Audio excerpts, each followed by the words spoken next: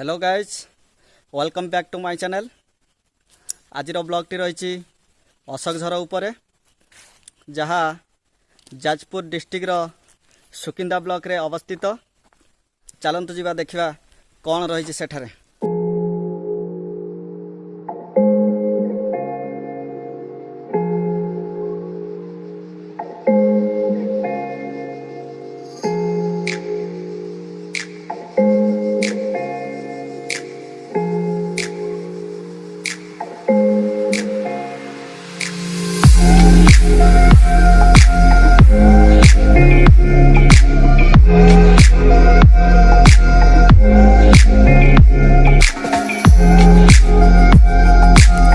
अशोक गछ मूलरू जलप्रपातटी सृष्टि होइथिबारु वाटरफॉल टीर ना रही अशोकझर।